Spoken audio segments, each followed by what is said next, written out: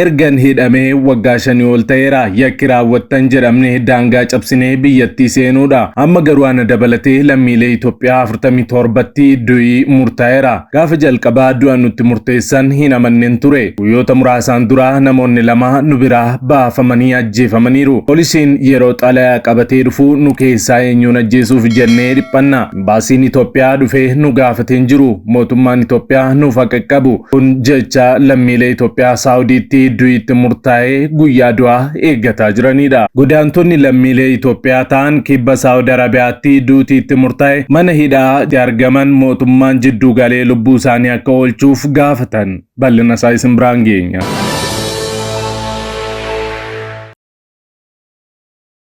Nagaan faraarri Kiristoos bakka jirtanitti hunduma keessaniif haa baay'atu. Akkam jirtu daawwattoota Kiristiyaan Miidiyaa. Qophii wayitaawaa fi yeroo kanaaf isiniif qindeeffanne isin biraan ga'uuf qabannee dhiyaanneerra. Yeroo jalqabaaf gara chaanaalii keenyaatti kan dabalamtan subscribe gochuudhaan mallattoo beelii sana fuulduratti isinii ba'u ala tokko gadi tuquun ol kan jetturraa kaadha. Kana gochuu keessaniin odeeffannoowwan kiristiyaanummaa yeroo hundumaa wayita gadhiifaman hunduma dursee akka isin naqqabuuf isin gargaara. Like, share godhaa. Yaada keessan immoo saanduqa yaadaa yookaan koomentii keessatti nu qooda kallattiidhaan gara qophii keenya yeroo kanaatti wal wajjin hadabarru.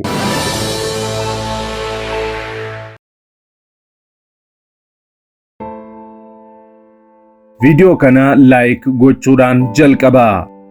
Godaantonni lammiilee Itoophiyaa kibba Saawud Arabiyaatti duutiitti murtaa'ee mana hidhaa Najraan keessatti argaman mootummaan jidduu galee lubbuu isaanii akka oolchu gaafatan.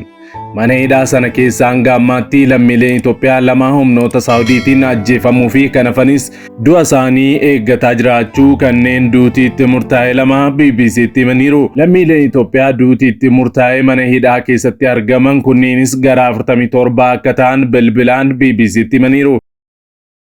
Yoom akka ajjeefamnu beekuu baannulleen duuti nutti murtaa'eera. Har'a haa ta'u bor akka ajjeefamnu hin beeknu. Baay'ee sodaanneerra. Maaliif akka duuti nutti murtaa'es hin beeknu? Sababni hidhamuu kootii daangaa seeraan alaa qaxxaamurteettan jedhame. Erga hidhamees waggaa 5 fi baatii 5 ta'eera jechuudhaan baqataan kun sodaa keessatti argamuu BBC'tti himeera.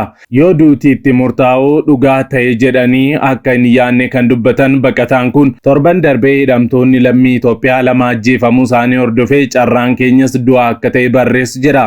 Du'aa fi jireenya jidduutti argamna. Erga ijoollee sun nu biraa ajjeefamanii booda rafnee hin beeknu jechuudhaan mootummaan keenya dhimmicha akka nuuf dhaga'u barbaanna jechuun gaafate.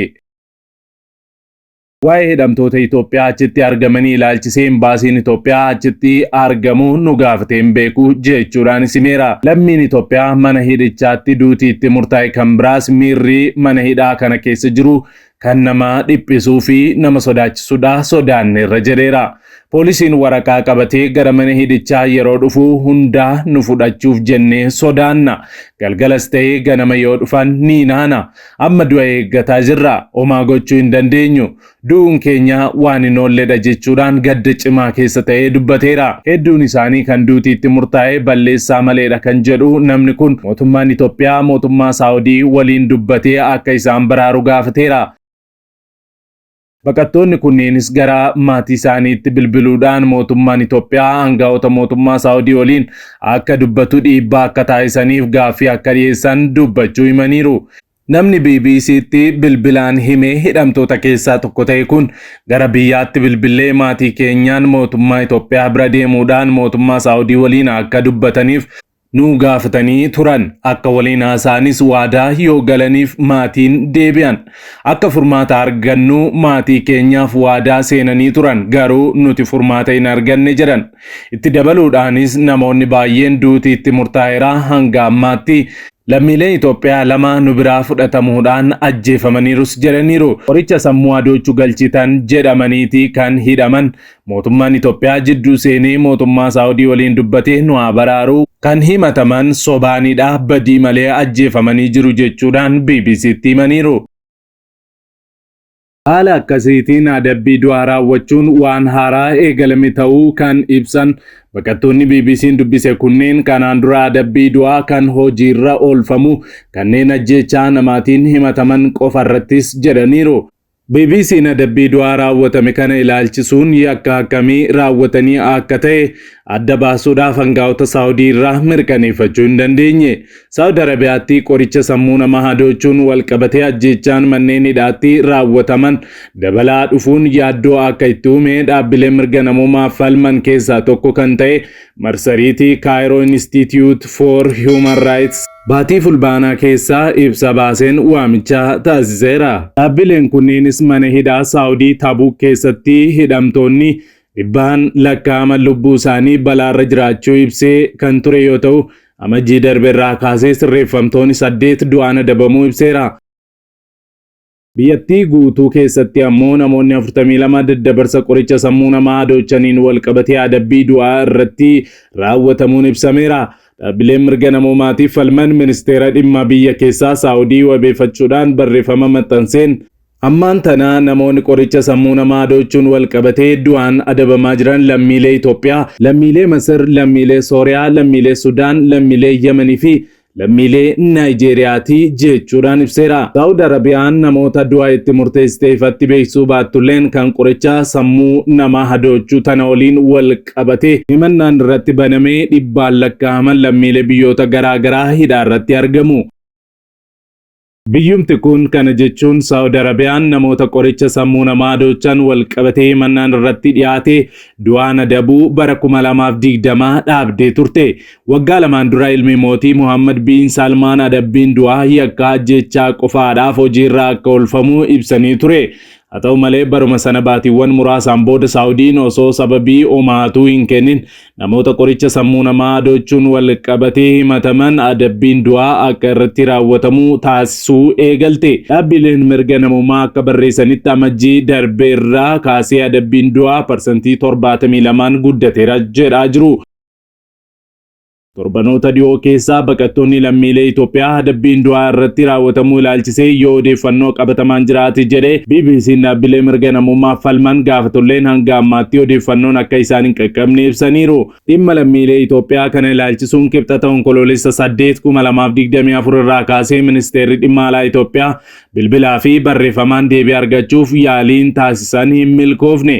Saawud Arabiyaan biyya boba'aan badhaatetti lammiileen Itoophiyaa hedduun hojjetanii jireenya isaanii jijjiirachuuf biyyoota baha giddu galeessaa itti imalan keessaa ishee tokkodha.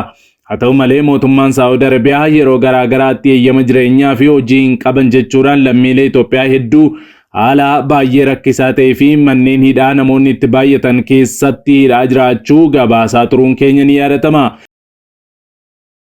Kanneen manneen hidhaa sana keessatti hidhamanii rakkoolee fayyaa garaagaraaf saaxilamanis dubbisuun gabaaseera BBC'n. Hidhamtoonni kunniinis nyaataa fi wallaansa gahaa waan hin arganneef lubbuudhaan turuudhaaf haala baay'ee rakkisaa keessaa jiraachuus ibseera. Dhaabbilee keessa tursiifaman keessatti sababii haala namoonni walitti baay'atanii tursiifamuun alattis eegdotaan dararaa fi reebichi akka irratti raawwatamu dhaabbileen mirga namaatiif falman Human Rights Watch ibsuun ni yaadatama. Kanaanis reebicha eegdota manneen hidhaatiin sibiila gommaadhaan haguugameen irratti raawwatameen baqattoonni du'an jiraachuun ibsameera. Kana malees lammiileen Itoophiyaa biyya waraanaan raafamaa jirtu Yemen irraa gara Saawudiitti ce'uudhaaf yaalan hedduun eegdota daangaa Saawudiitiin ajjeefamuu isaanii dhaabbilee mirga namaatiif falman dhaabbata Human Rights Watch wabeeffachuun bara darbee gabaasa baasuunsaa ni yaadatama. Dhaabbileen mirga namummaa kunneenis irra jireessi isaanii lammiilee Itoophiyaa kan ta'an baqattoonni hedduun ajjeechaa jumlaan daangaa irratti akka ajjeefaman gabaasa isaa keessatti kaasee ture. Gabaasichi daangaa Saawudiin Yemeniin ittiin wal daangessan irratti poolisoonni fi loltoonni Saawudii rasaasaa fi fanjiin dabalatee haala sukkanneessaa ta'een baqattoota akka ajjeesan dhuga baatii baqattootaa qabateera. Daangaalee irratti reenfi namaa tureera. Baqattoonni eegdota daangaa Saawudiitiin to'ataman miilli isaanii kam yoo rasaasaan rukutamee akka barbaadan gaafatu. Akkasumas matarayyeesii fi meeshaa waraanaa kaaniin baay'ee isaanii jumlaadhaan ajjeesuudhaaf faayidaarraa oolfamuu gabaasicha keessatti gadi fageenyaan kaa'ameera. Gabaasni Human Rights kun dhugaa baatii baqattoota hedduu qabachuun alatti ajjeechawwan jumlaa kunneen bakki itti raawwatamanii suuraalee saatalaayitiin agarsiisanii fi iddoowwan awwaalchaa yeroo kan hammates ture. Kana malees gabaasichi baqattoota namoota karaa seeraan alaatiin namoota daddabarsaniin dabalamanii gara daangaatti osoo hin geeffamin dura waa'ee jiddugala turtii Monaabii kan Yamanitti argamu keessatti hidhamanis kaasee jira. Kanaan dura waggaa afuriin dura onkoloolessa 2 bara 2020 BBC'n waa'ee hidhamtoota Saudi Arabiyaatti argamanii lammiilee Itoophiyaa kaasee ture. Waa'ee godaantota Itoophiyaa mana hidhaa Saudi Arabiyaatti argamanii Amnesty International qorannoo taasiseen odeeffannoo haaraa fi suukkanneessaa argachuusaa ibsees ture. Bara 2019 irraa eegalee loltoonni Yaman baqattoota Itoophiyaa biyyattii keessaa baasanii ari'uun gara Saudi Arabiyaatti galaniiru. Achiis haleellaa lubbuu isaaniif sodaachisaa ta'e keessa jiraachuu isaanii dhaabbanni mirga namummaaf falmu ibsuun isaa ni yaadatama. Namoonni Amnestiin dubbise kunniin nama lama ta'anii cancalaan hidhamuu kutaa hidhaman keessatti akka bobba'an taasifamu sa'aatii 24f kutaa namootaan guutame keessa akka turan taasifamu dabalatees manneen hidhaa Saawudii keessatti jireenya ulfaataa jiraachuu godaantotaa ibsi Amnestii kun. Mana hidhaa keessatti dhukkubni rakkinni nyaataa fi bishaanii akkasumas tajaajilli fayyaa jiraachuu dhabuu isaatiin lakkoofsi namoota du'anii dabaluu akka danda'us yeroo sana gabaasichi ibsee ture. Lammiileen Itoophiyaa jireenya fooyyee barbaacha biyya isaaniitii ba'an haala yaaduuf na rakkisu keessa jiru.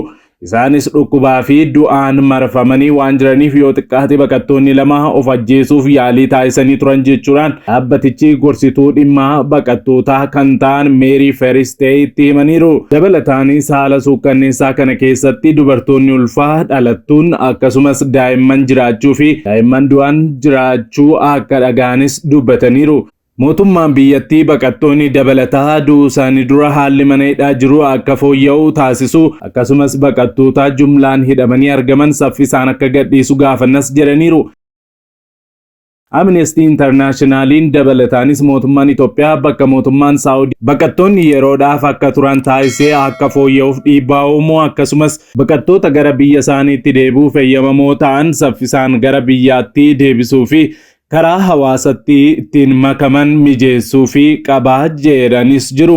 Amnesty Internationalin haaraa baqattoonni Itoophiyaa keessa jiran haalaan hubachuuf bara darbee ji'a waxabajjiirraa hamma adoolessaatti lammiilee Itoophiyaa 12 mana hidhaa keessa jiran dubbisee odeeffannoo mirkanaa'ee sassaabuun isaanii yaadatama. BBC'n bara darbee ji'a hagayyaa keessaa baqattoota Itoophiyaa dhiiraa fi dubartii ta'anii manneen hidhaa Saudi Arabiyaa keessa jiran dubbisee odeeffannoo wal fakkaataa argatee gabaasuun isaas ni yaadatama. Lammiileen Itoophiyaa buufata godaantotaa keessa tursiifaman keessa jiran ilaalchisee mootummaan Itoophiyaa Anga'oota Saawudii waliin dubbachaa jira jettee turte. Kanaan dura aadde Tsiyoon lammiileen Itoophiyaa bakkuma jiraatanitti nageenyi isaanii eegamee fi akka turanii fi suutaan gara biyya isaaniitti akka deebi'an gochuudhaafis hojiin hojjetamaa jira jedhanis turan. Haadholiin daa'imman qabanii fi ijoolleen umuriin isaanii waggaa 18 gadi ta'aniifis dursa kennuudhaan akka gara biyya isaaniitti deebi'anis taasifneerra kan jedhan aadde Tsiyoon hojiin biyyatti deebisuu kun itti fufaa jechuun isaanii ni yaadatama. Ergasiis lammiileen Itoophiyaa Saawudi Arabiyaatti haala rakkisaa fi yaaddessaa irratti argaman gara biyyaatti deebi'uun isaanii ni yaadatama. Haa ta'u malee namoonni 47 kan miidiyaatti beekamanii fi namoonni lakkoofsi isaanii hin beekamne mana hidhaa biroo keessatti argaman duutiitti murtaa'ee fi ammas ajjeefamaa jiran hedduun akka jiranii fi isaan kana irratti mootummaan Itoophiyaa gidduu akka seenuufis gaafatanii jiru.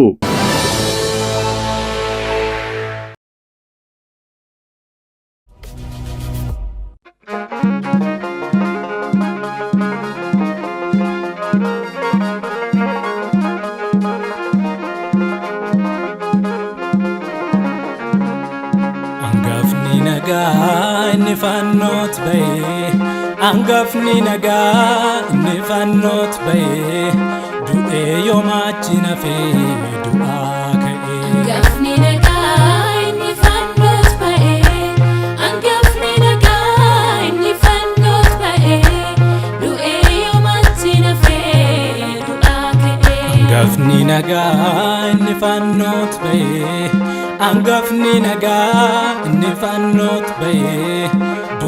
Yoomachi nafee du'aa ka'ee. Angafni nagaa inni fannootti bahee angafni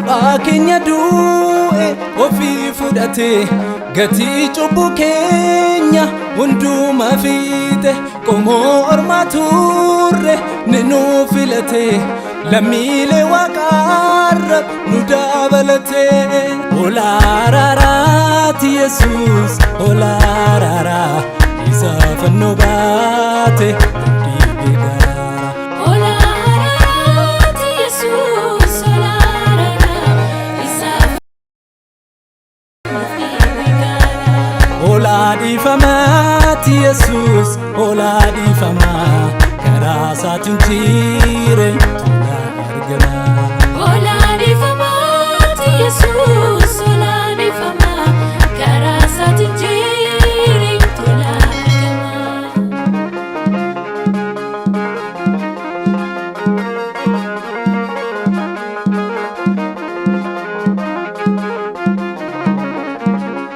Ba'aa gurguddaa baachuu namaatu cubbuu dhiiga ofii baasuun ulfaatu nuti waaqanneen lubbuu isaa hiiree du'aaf baadisaarraa ofiif nu fuuree ba'aa gurguddaa baachuu namaatu cubbuu dhiiga ofii baasuun ulfaatu nuti waaqanneen lubbuu isaa hiiree baadisaarraa ofiif nu fuuree Hangafni nagaa inni fannoos ba'ee hangafni nagaa inni fannoos ba'ee du'ee yoomatti nafee du'aa ka'ee waggaa cubbuu keenya nurraa tarsaasee ifa bara baraa keessa nu jiraachisee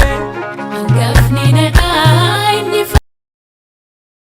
hangafni nagaa inni fannoos ba'ee du'ee yoomatti nafee du'aa ka'ee harki sidaachee hin qabne hin dandeenye dhufuun fayyina keenya galma hin geenye hangafni nagaa inni fannoos ba'ee hangafni nagaa inni fannoos ba'ee du'ee yoomatti nafee du'aa ka'ee amma du'ii geessu nutti agarsiise cubbuuf abarsasaa nurraa calaase hangafni nagaa inni fannoos ba'ee hangafni nagaa inni fannoos ba'ee du'ee yoomatti nafee du'aa ka'ee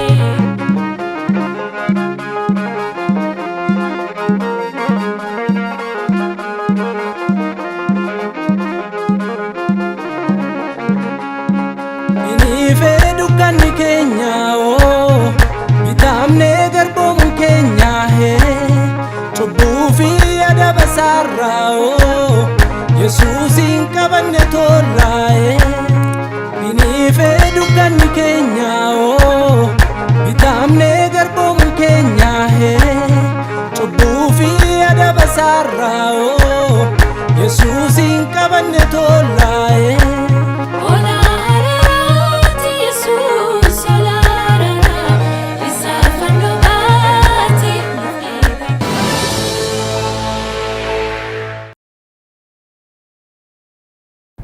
waggoota dheeraadhaaf kiristaanonni miidiyaalee ittiin sagalee isaanii ibsatan dhabuun rakkataa turaniiru. Bari'uun waan hin oolleef maarree kunoo Kiristiyaan miidiyaa sagalee nuuf ta'aa jira. Kanaaf miidiyaa haqaa odeeffannoo dhugaadhaaf wayitaawaa yuutuubii Kiristaan miidiyaa subscribe like share godhaa. warra sagalee dhabaniif sagalee ni taana. Yesuus fayyisaadha.